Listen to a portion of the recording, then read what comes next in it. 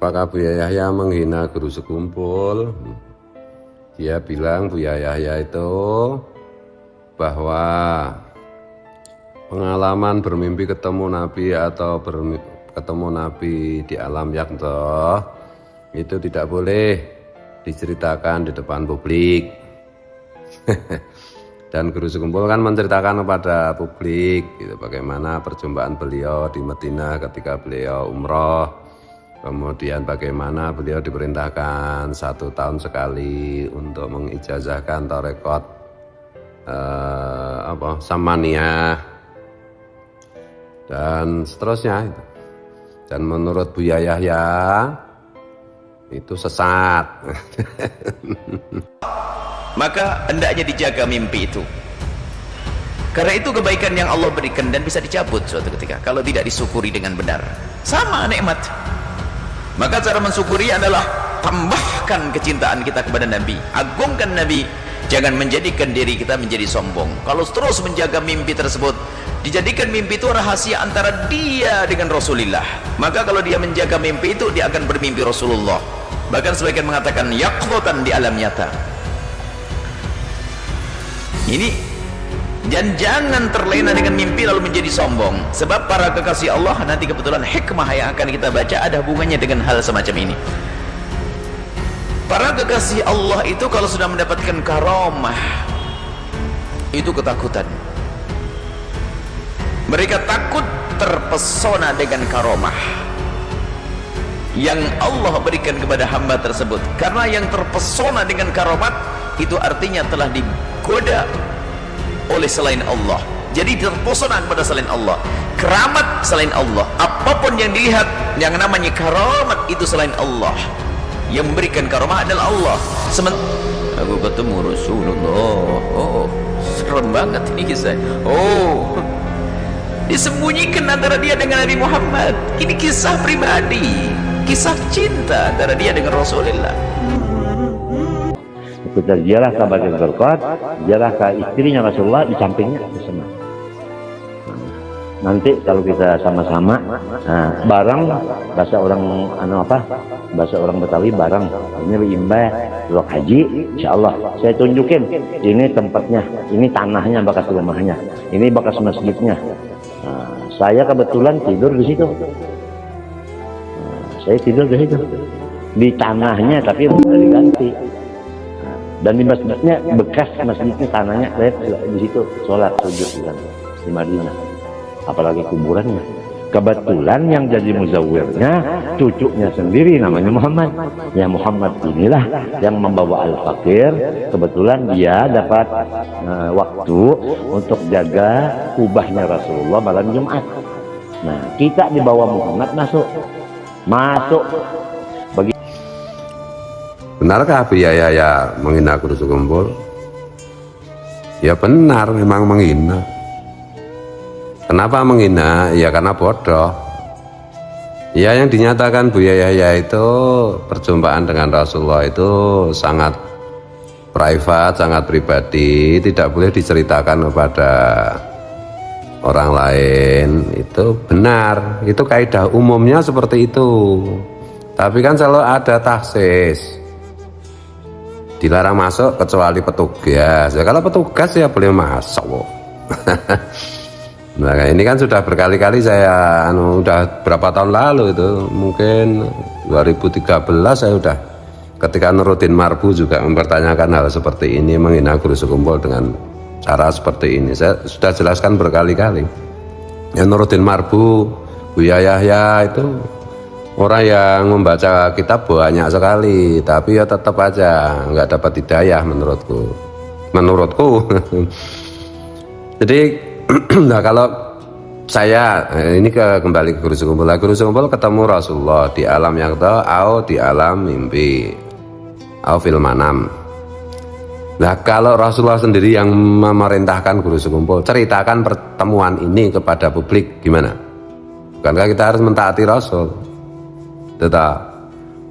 Dan bukankah kalau itu dianggap itu bagaimana apa pembuktiannya? Pembuktiannya itu di alam nyata, di alam zahir memang yang dinyatakan guru sekumpul terkonfirmasi. Enggak pernah tidak terkonfirmasi. Omongannya Nuruddin Marbu sama Buya Yahya aja nggak pernah terkonfirmasi ngomong ngawur. Dan kalau saya nggak kaget, loh, ada yang bela juga. Ini kan gara-gara si pendekar Pencaksilat itu yang upload. Enggak juga. Menurut saya memang ilmunya Buya Yahya itu berbeda dengan ilmunya Guru Sekumbul. Jadi meskipun pernyataan Buya Yahya itu tidak sengaja atau tidak spesifik ditujukan kepada Guru Sekumbul, tapi ya jelas itu tetap menghina Guru Sekumbul. Nah, memang Buya Yahya itu kan idolanya kan Rizik Syihab, Bahar Smith, Taufik Segaf. Semalam aku ketemu Rasulullah. Diam semua. Nabi sedang masuk. Diam semua. Nabi sedang masuk. Kenapa kita mesti bawa khurafat? Anda sendiri suka malu kalau mendengar ada seorang muda, tidak perlu saya sebutkan namanya, sedang mengajar umat begini di Jakarta, tiba-tiba apa dia katakan? Diam semua. Nabi sedang masuk. Diam semua. Nabi sedang masuk. Semua diam. Umat seperti terhipnotis. Diam. Setelah itu Nabi sudah jalan. Nabi kirim salam kepada Anda semua. Apa ini?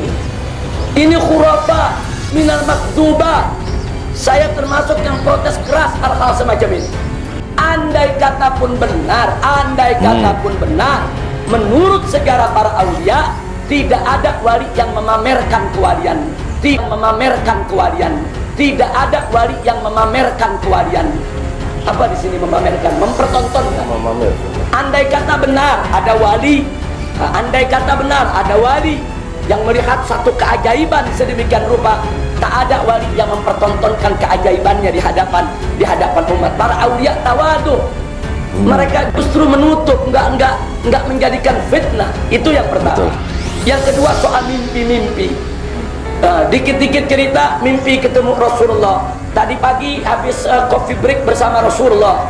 Tadi malam makan malam bersama Rasulullah. Saya sering dengar berita-berita macam itu.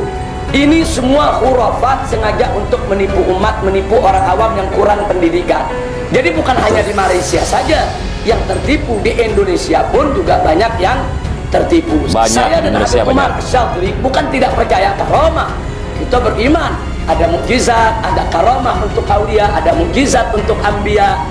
Tapi jangan lupa cerita mukjizat dan karomah ini sanadnya mesti jelas. Mukjizat Nabi saja kita periksa sanadnya betul atau tidak, siapa perawinya. Karena kan nggak boleh kalau Nabi nggak ada satu kejadian yang dilakukan oleh Nabi kita ceritakan, man kadzaba alayya muta'ammidan falyatabawa maq'adahu minan nar, kata Nabi. Barang siapa yang berdusta atas namaku, kemudian dia sampaikan satu hadis atas namaku berdusta, maka dia akan mengambil bagian tempatnya di api neraka. Jadi artinya mukjizat Nabi saja mesti kita periksa, mesti kita teliti, mesti kita lihat betul atau tidak itu terjadi. Bagaimana karomat-karomat para wali? Nah, jadi karomat para wali selama sanadnya betul, sanadnya kuat dari orang-orang terpercaya, kita beriman dengan adanya karomat. Tapi kalau karomat itu nggak jelas dari siapa yang bicara, juga nggak jelas bagaimana dia punya iman dan takwa, ini banyak khurafat makdubat untuk menipu umat. Semalam aku duduk ngobrol dengan Rasulullah. Ente ini siapa? Model begitu ngobrol dengan Rasulullah. Ini kadang berdusta, mimpi ketemu Nabi. Ada orang main-main ketemu Nabi. Ini nular penyakit bohong ini. Kalau sudah gurunya dikit aku ketemu Nabi, muridnya bingung. Saya hanya pura, iya semalam aku ketemu Rasulullah. Dusta. Dan kalau memang betul itu adalah terjadi pada seorang kekasih Allah, ini akan menjadi rahasia pribadi antara dia dengan Rasulullah. Nggak akan diobrol di mimbar, nggak akan diobrol di masjid, karena rahasia bertemu dengan kekasihnya, takut nanti tidak ketemu lagi. Ini kan suasana indah. Tapi kalau bohong, pamer. Karena bohong, ya pamer. Karena apa? Dia pengen disanjung orang. Waduh, semalam ketemu Rasulullah. Setiap malam Senin saya datangi Nabi Muhammad. Dusta. Astagfirullah. Nah, ini paling enak kalau pengen dianggap cepat keramat itu kan ngaku ketemu Nabi. Betul. Setiap malam Jumat ini waktu Nabi Muhammad datang, Sudah ada di setting temannya, disemprot minyak wangi dari bawah, wangi ini Rasulullah. Jadi ini settingan ini. Nabi Muhammad bikin main-main nih. Biarpun katanya ustadz pendusta munafik, dia dibenci Nabi, tidak sayang, tidak cinta orang yang begitu, berbohong. Ya, memang itu. Dan apakah itu ilmu dan ideologinya cocok dengan guru sekumpul? Ya enggak sama sekali. Ya tapi Hanif Al-Ataf sekarang beberapa kali ziarah ke guru sekumpul, ya mau memperalat guru sekumpul. Ya memang banyak Habib Alawi kan memperalat guru sekumpul. Dan orang yang bela-bela Buyayahnya maupun Habib-Habib itu kan dengan menggunakan potongan-potongan video guru sekumpul, pernyataan-pernyataan guru sekumpul, padahal keluarga guru sekumpul melarang keras menggunakan pernyataan-pernyataan atau potongan video guru sekumpul diupload tanpa izin. Nah ini tanpa izin. Ya dalam banyak hal guru sekumpul itu manusia biasa, tanpa mengurangi kekutuban beliau, tanpa mengurangi beliau sebagai pintu masuk teraman, tercepat kepada Rasulullah. Saya yakini itu. Beliau adalah Ghausuz Zaman, beliau adalah wali kutub ada zaman. Toh guru sekumpul tetaplah manusia biasa. Ada di Quran aja ada nasihat, ada mansoh, apalagi wali kutub, ya biasa aja. Guru sekumpul juga pasti melakukan kekeliruan, bisa keliru, tetapi tidak pernah berdusta, kan berkali-kali sudah saya bilang. Nah kekeliruan-kekeliruan pernyataan guru sekumpul berdasarkan bisikan-bisikan orang-orang munafik itu potongan-potongan videonya digunakan untuk membela Ba'alawi, jadi untuk membela juga Buya Yahya dan yang lain-lain, ya kelompoknya itu. Makanya saya berkali-kali bilang waspadalah kepada orang-orang munafik. Dan mohon maaf ya, mohon ampun ya, orang munafik sudah terlalu banyak menggunakan guru sekumpul untuk kepentingan-kepentingan mereka. Mereka itu tidak membela guru sekumpul, mereka membela idola-idola mereka dengan menggunakan pernyataan-pernyataan guru sekumpul yang sangat mungkin sudah dimanso oleh guru sekumpul sendiri. Itu loh. Ya beda dengan gue. Kalau gue kan memang benar-benar bela guru sekumpul mati-matian. Tuh. Jadi waspadalah, guru sekumpul kan bilang wa mimman haulakum min ahli Madinah munafiqun, kan pernah itu. Dan itu beliau kan sedang menyindir orang-orang munafik yang pada waktu beliau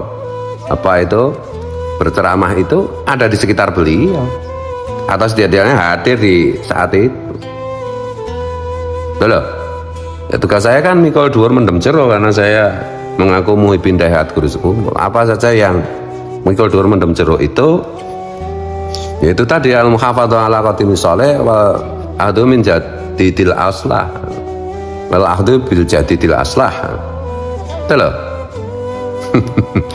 Jadi kembali kesimpulannya, apakah Buya menghina? Iya. Apakah sengaja? Ya nggak tahu, tapi asal usulnya Buya menghina guru sekumpul itu ya karena ilmunya berbeda, cara pendekatannya berbeda, atau pemahamannya Buya itu masih belum paham, masih belum ilmu tahsis saja belum paham. Saya ngeritik Buya itu supaya, karena saya berharap Buya itu kembali ke jalur yang benar lah, ke jalur yang cerdas lah, bukan jalur waton-watonan gitu. Sama juga saya dulu sebelum ada tesis Kiai Imad, sebelum ada hasil-hasil tes DNA yang mengenai para Habib yang menjadi keturunan Ubaidillah, saya kan selalu menganggap para Habib itu keturunan Rasulullah. Saya muliakan, saya layani sedemikian rupa, saya dahulukan bahkan melebihi diri dan keluarga saya. Tapi hari ini kan terbukti bahwa mereka bukan dzurriyyat Nabi, bahwa mereka berbohong, bahwa mereka itu bagian dari imperialisme Belanda. Ya saya harus lawan. Betul. Dan guru sekumpul kan pun dalam hal ini pun kan dibohongi, menjadi salah satu korban dari penipuan besar dalam sejarah kita ini. Santai aja, ikuti jalan kebenaran, kan gitu toh. Yang benar yang mana ya kita ikuti, ya diubah semuanya.